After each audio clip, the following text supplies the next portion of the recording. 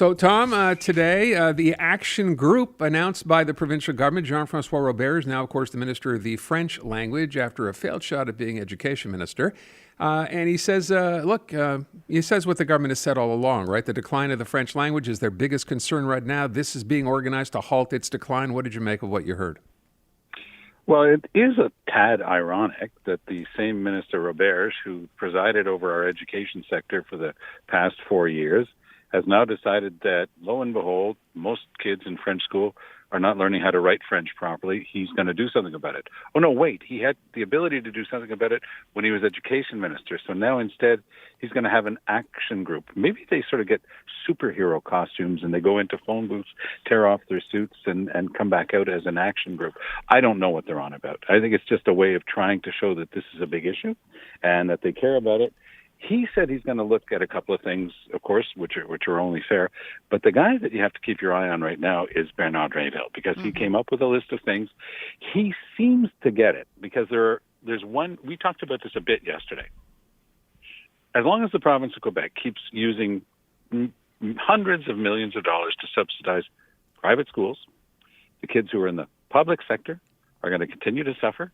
They're the ones who come out of high school unable to properly write the French language, which is much more complicated to learn. Let's not kid ourselves than English in terms of, the detailed rules of the writing.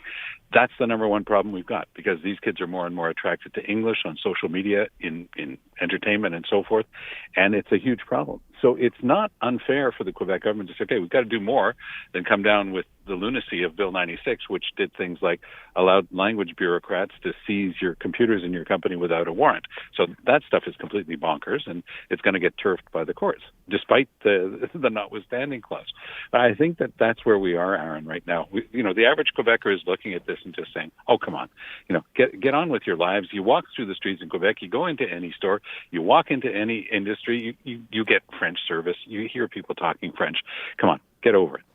Right, and the argument can be made, Tom, that that the schools suffered during the pandemic, and so the level of French declined. Except the English school boards did better in those French exit exams than the French ones did. So does that make an argument, perhaps, for bringing back school boards? Because that's one of the things that went through my mind. What a great notion. I don't know if anybody's put that together. It's the first time I've heard it expressed, but I think it's something that's absolutely worth looking at. Because what they did is they took away community influence, control, and a direct voice by people that you've chosen to have that voice, and they replaced it with bureaucrats. And they've had to hold back under Bill 40 from taking away the English school boards, although they'll do it in a heartbeat if Trudeau is foolish enough to push through C-13 in Ottawa. That would mean it would be very difficult to plead that those are school boards of the official language minority, because there would only be one real official language minority in Canada after that, and that would be French outside Quebec. So I do think that you're onto something there, that when you replace what we had with those bureaucratic structures that are absolutely divorced from the community and from any accountability.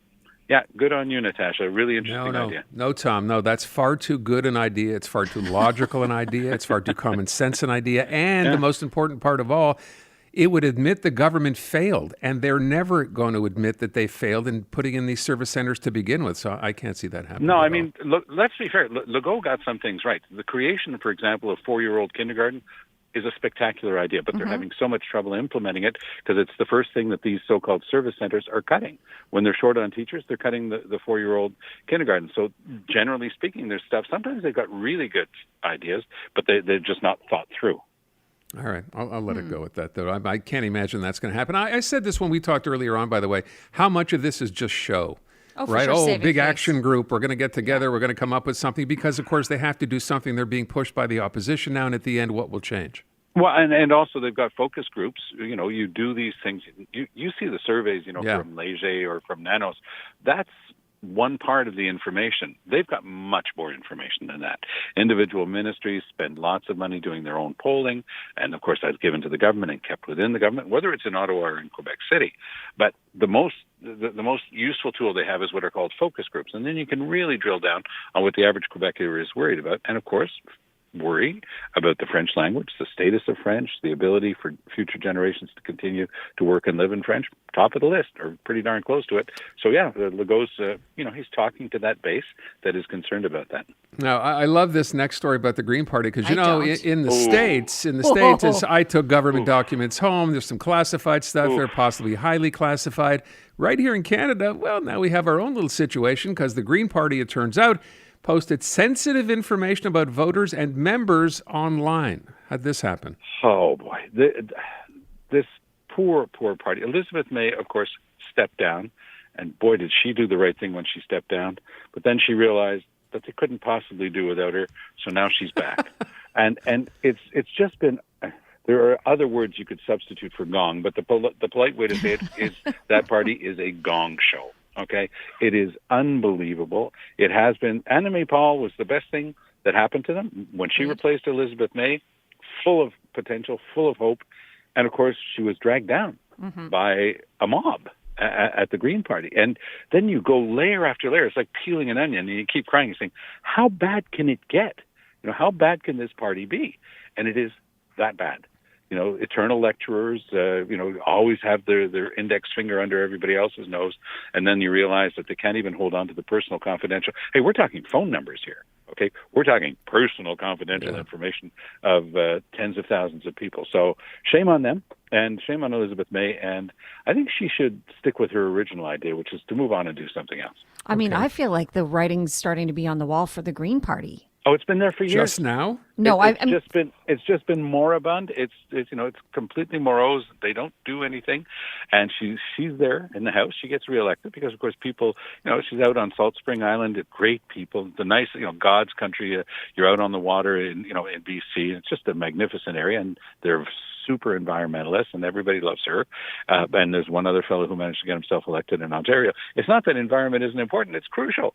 But at some point, you have to realize that this is just taking votes away from any party that might actually have some intention of trying to do something, because the Greens have never done anything and can't do anything.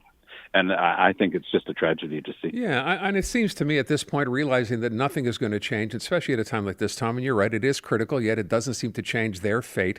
Maybe it's time to merge. I just thought of this, maybe with the NDP and create the Green DP. What do you think? Catchy name, isn't it? Though I like the it. Green DP. I do think that it's a good example because, the Liberals came up.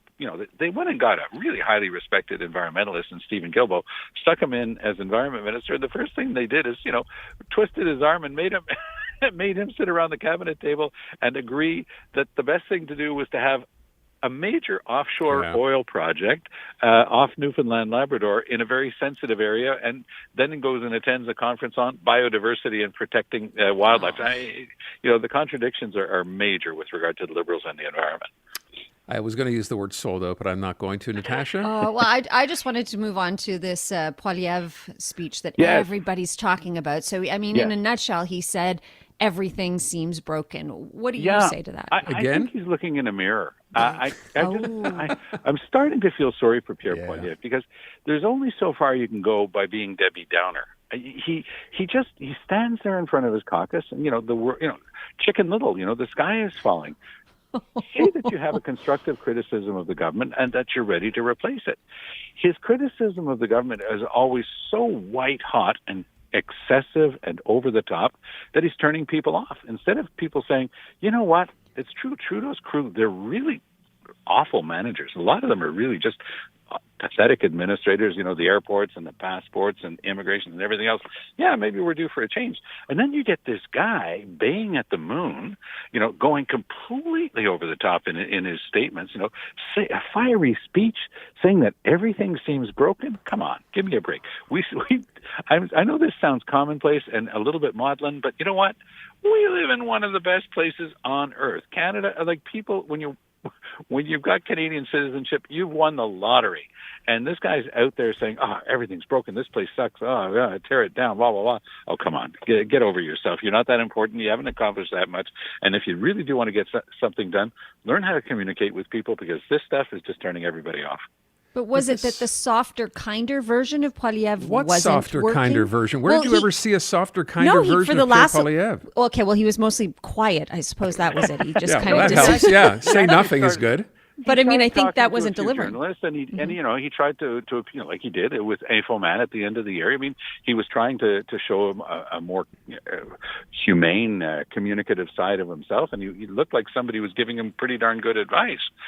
But then Pierre Poilievre takes over, and he's convinced that there's a massive conspiracy against him in mainstream media. I suspect that he also gets to the point where everything is so dark. He says, "Oh, even these people who are telling me to calm down and to learn how to communicate, they're part of the problem too. They'd have me go on mainstream media. I'll show them. I'll tell all Canadians who want to hear. This is going to be on everybody's newscast tonight, right? Pierre Poilievre railing about how everything is broken." A tiger doesn't change its stripes, right, Tom? So Exactly. you're not going to get anything different from him, I don't think. And if you do, it might be for a day or two, but that'd be part of it. Well, it's pretty the much anger. it. I mean, okay, like passion, Yeah. great.